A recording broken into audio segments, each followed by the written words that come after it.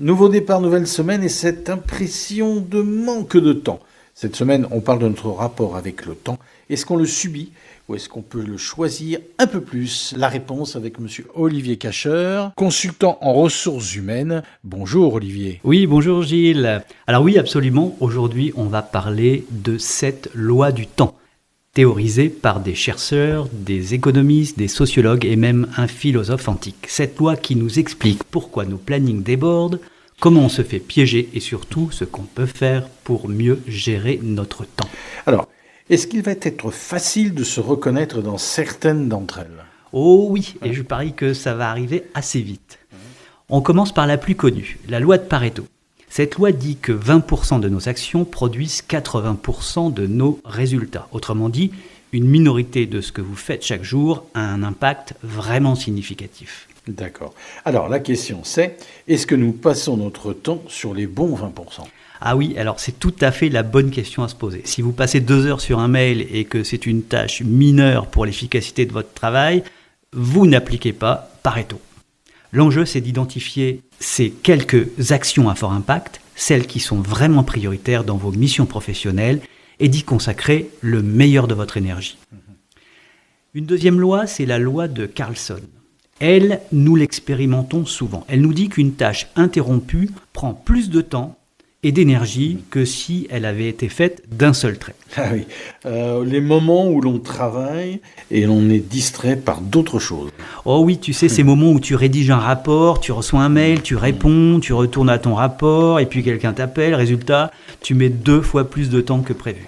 Alors si tu arrives à faire des plages de travail sans interruption, c'est top. Parce que c'est vraiment là que ta productivité est bonne et que tu y passes le moins de temps. La troisième loi, c'est la loi de Parkinson. Elle est redoutable. Elle dit que le travail s'étale exactement dans le temps qu'on lui accorde. C'est-à-dire? Par exemple, si tu te donnes 8 heures pour faire une présentation, tu prendras 8 heures. Si tu te donnes 3 heures, tu la feras en 3 heures. D'accord. C'est la loi du remplissage automatique. On peut alors se fixer des délais plus courts que ceux habituels pour aller plus vite. C'est un excellent moyen de tester si l'on est soumis à cette loi et la contrer si besoin. Parlons de la loi d'Illich maintenant. Elle est un peu moins connue mais très précieuse. Elle nous rappelle qu'au-delà d'un certain seuil, plus on travaille, moins on est efficace. C'est une façon de ne pas dépasser nos limites, non? Oui, exactement. C'est ce qui se passe quand on tire sur la corde, qu'on enchaîne les heures sans pause. La productivité s'effondre, on fait plus d'erreurs, on fatigue, on recommence. Cela montre aussi que la loi de Carlson a ses limites et qu'il faut savoir faire des pauses. Vous vous souvenez de votre dernière journée de travail marathon? Est-ce que vraiment la dernière heure a vraiment été utile? Probablement pas. Illich nous dit qu'il faut s'arrêter avant le point de rupture. Utiliser par exemple la technique Pomodoro, du nom de ces petits minuteurs qu'on met dans les cuisines, pour faire une micro-pause toutes les 25 minutes, qui est notre temps maximal d'attention maximale, on va dire. Voilà. La 5e loi s'appelle la loi de Hofstadter. C'est un nom un peu barbare pour une vérité très simple, mais celle-là, je l'adore. Elle dit qu'il faut toujours plus de temps que prévu, même si on tient compte du fait qu'il faut plus de temps que prévu. Ouais, c'est la loi de la sous-estimation permanente du temps, non? Oui, tout à fait. On pense qu'une tâche va prendre 1 heure, en fait elle en prend 2, même si on avait anticipé qu'elle en prendrait plus. D'accord. Et pourquoi, à ton avis, on continue à se faire avoir là-dessus?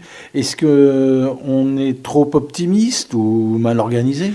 Ouais, peut-être un peu des deux, allez savoir. La 6e loi, celle de l'Ecclésiaste. Nous revoilà avec notre philosophe antique. Un peu de sagesse antique dans cette chronique. Oui, c'est vraiment qu'il y a beaucoup de philosophie dans cette loi, qui nous dit tout simplement, il y a un temps pour tout. Traduction moderne, on ne peut pas tout faire en même temps, ni tout faire maintenant. C'est une invitation à la priorisation, à la planification, à accepter que tout ne soit pas urgent ni indispensable dans l'instant. Il y a un temps pour semer et un temps pour récolter, un temps pour se mettre sous pression et un temps pour se détendre. Elle nous dit aussi que penser et gérer une seule chose à la fois, c'est plus efficace et plus facile pour notre cerveau. Et enfin, pour finir, la loi de Fraisse. Elle nous dit que la perception du temps dépend de notre activité.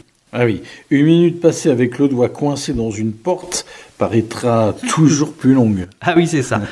Plus on est concentré, engagé dans une situation plaisante, plus le temps passe vite. À l'inverse, quand on s'ennuie ou quand on souffre, il semble durer plus longtemps.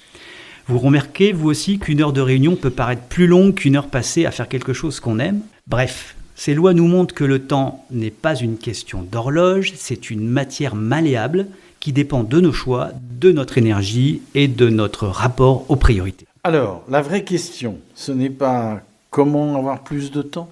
Non, pas toujours. C'est souvent aussi comment mieux l'utiliser et pourquoi.